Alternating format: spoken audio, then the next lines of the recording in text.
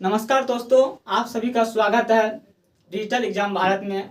हाथ जोड़ के नमस्कार आप सभी को। मेरे भाई, मैं आज जो है मैथमेटिक्स का जो चैप्टर होता है सर्किल, जिसमें विरीत आप जानते हैं, आज मैं विरीत का जो है हर एक चीज़ मैं डिटेल में आपको बताने वाला हूँ सरल भाषा में, जिससे कमज़ोर से कमज़ोर विद्यार्थियों को समझ में चला आए। मेरे भाई, मैं सर्किल बताने से पहले दो पंक्तियाँ बोलूँगा, इसे आप जरूर गौर से ध्यान से सुनिएगा। कहा जाता है कि बाढ़ कितनी भी आ जाए बुनियाद बची रहनी चाहिए। बाढ़ कितनी भी आ जाए बुनियाद बची रहती है, लम्हों पर घर बचाने की फरियाद बची रहती है। लम्हों पर घर बचाने की फरियाद बची रहती है। हजार दिल लगी कर लो बनाओ चार यार जितने भी, हजार दिल लगी कर लो बनाओ यार जितने भी, मगर पहली मोहब्बत की तो याद बची रहती है। दोस्तों, मैं आपको ये पंक्तियाँ अच्छा लगा होगा। आइए मैं चलता हूँ आपके साथ, सर्किल चैप्टर बताता हूँ और वृत्त बताता हूँ। कमज़ोर से कमज़ोर विद्यार्थियों को ये चीज़ें समझ में आएगा। और सर्किल की मैं बात करूँ, सबसे पहले वृत्त होता क्या है, वृत्त की मैं बात करूँ। आइए वृत्त की बात करता हूँ। सबसे पहले वृत्त की परिभाषा आपको जानना जरूरी है। वृत्त है क्या, तो वृत्त के बारे में आपको मैं जानकारी दूँ। एक वृत्त, देखिए ना मेरे भाई, इस वृत्त की मैं बात करूँ तो ये वृत्त होता क्या है। सबसे पहले मैं बता दूं वृत्त कहते हैं किसे हैं। ये केंद्र बिंदु हो गया वृत्त का। कहा जाता है कि निश्चित बिंदु से समान दूरी के साथ, इस निश्चित बिंदु से समान दूरी के साथ चारों ओर, यानी कि यही दूरी समान होनी चाहिए, ये दूरी समान होनी चाहिए मेरे भाई। एक निश्चित बिंदु से समान दूरी के साथ चारों ओर घूमने वाली यानी कि आकृति को, इस केंद्र बिंदु के चारों ओर जो है मेरे भाई समान दूरी पर घूमने वाली जो आकृति है मेरे भाई, इसी को बंद आकृति को वृत्त कहा जाता है। इसको क्या कहा जाता है, इसको वृत्त कहा जाता है मेरे भाई। यार ये बंद आकृति होता है। तो वृत्त आपको समझ में आ गया होगा परिभाषा, कि एक निश्चित बिंदु से समान दूरी के चारों ओर घूमने वाली जो आकृति होता है, एक बंद आकृति, उसे हम वृत्त कहते हैं। और वृत्त ही नहीं, आपको फार्मूला बताया जाएगा। तमाम वृत्त के जितने भी फार्मूला आता है, सारा फार्मूला को एक्सप्लेन किया जाएगा, इसलिए आप वीडियो में जरूर बने रहिएगा अंत तक।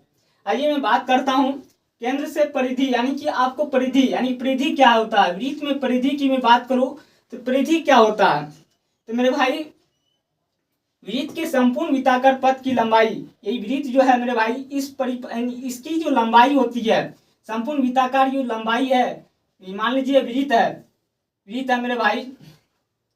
इस वृत्ताकार जो एक पथ आप देखते होंगे, ये पथ, इसकी जो लंबाई है मेरे भाई, इसी लंबाई को परिधि कहा जाता है। इसी लंबाई को परिधि कहा जाता है मेरे भाई, परिधि कहा जाता है। इस चीज़ को आप याद रखिएगा। और उसके बाद परिधि की क्या फार्मूला होता है, हर एक चीज़ एक्सप्लेन करूंगा मैं। आइए मैं बात करता हूँ वृत्त की जीवा। वृत्त की जो वृत्ताकार पथ की लंबाई, इसकी वृत्त में एक जीवा भी पाया जाता है। उसकी जीवा क्या होता है मेरे भाई, मैं बात करूँ, ये हो गया परिधि आपका, ये केंद्र बिंदु हो गया आपका। उसके बाद जीवा किसे कहते हैं, तो वृत्त की संपूर्ण वृत्ताकार लंबाई, जो वृत्त की जो सबसे बड़ी लंबाई होती है, जो केंद्र बिंदु से होकर के गुजरता है, उसे जीवा कहा जाता है। ना उसे जीवा नहीं, उसे जीवा भी कहा जाता है, यानी कि व्यास, सबसे यानी कि केंद्र बिंदु से होकर के गुजरने वाली सबसे बड़ी जीवा को क्या कहा जाता है, व्यास कहा जाता है। ठीक, मैं बात करता हूँ मेरे भाई, आपको ये चीजें यानी कि जरूर आपको जो है मेरे भाई समझ में आ गया होगा, मैं ऐसा आशा करता हूँ।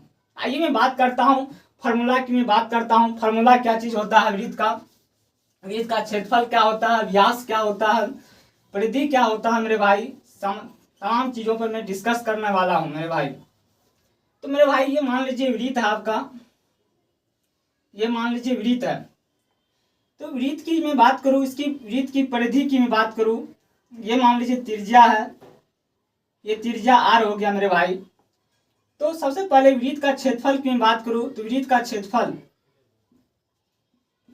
क्षेत्रफल क्या होता है मेरे भाई। वृत्त का क्षेत्रफल की मैं बात करूं तो वृत्त का क्षेत्रफल हो जाएगा πr स्क्वायर।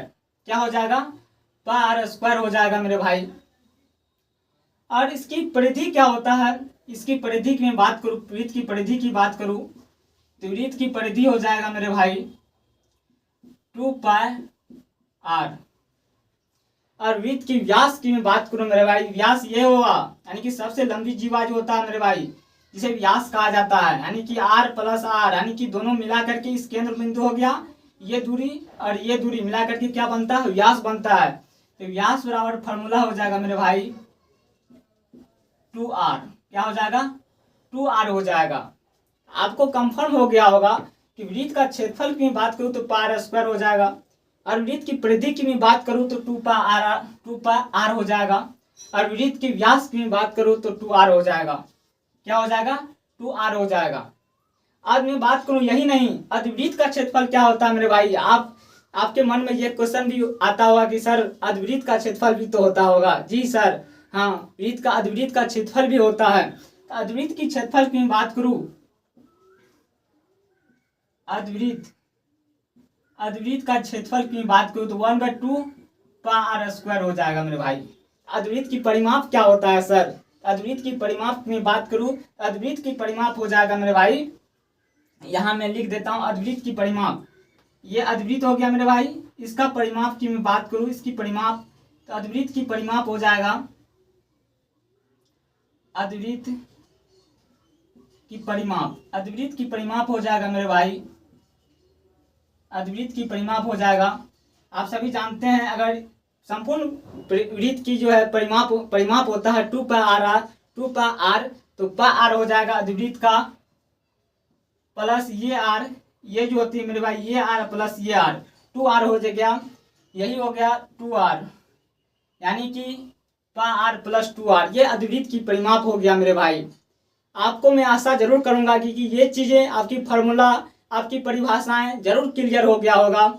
देखिए मैं बात करता हूँ वृत्त का क्षेत्रफल की बात करूँ तो वृत्त का क्षेत्रफल एक बार रिपीट कर देता हूँ, वृत्त का क्षेत्रफल 2πr², और वृत्त का परिधि की मैं बात करूँ तो 2πr, वृत्त के व्यास की बात करूँ तो 2r, अर्धवृत्त का क्षेत्रफल की मैं बात करूँ तो 1/2πr², अर्धवृत्त का परिमाप की मैं बात करूँ तो πr प्लस 2r।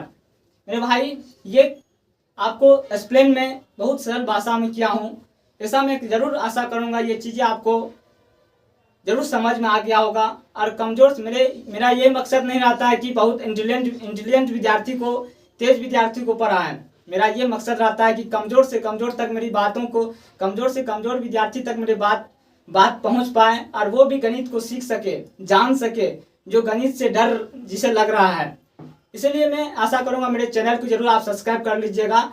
दोस्तों सर्किल की मैं हर वीडियो में लाऊंगा, वृत्त की हर वीडियो में जरूर लेकर आऊँगा, और इससे बेहतर कंटेंट में देने का कोशिश करूँगा। ये चैनल डिजिटल एग्जाम भारत के जो मेरा चैनल है, इसी चैनल के माध्यम से आप वीडियो में जरूर बने रहिएगा और चैनल को जरूर सब्सक्राइब कर लीजिएगा। यहाँ पे अपनी वाणी को मैं विराम करता हूँ। जय हिंद, जय भारत।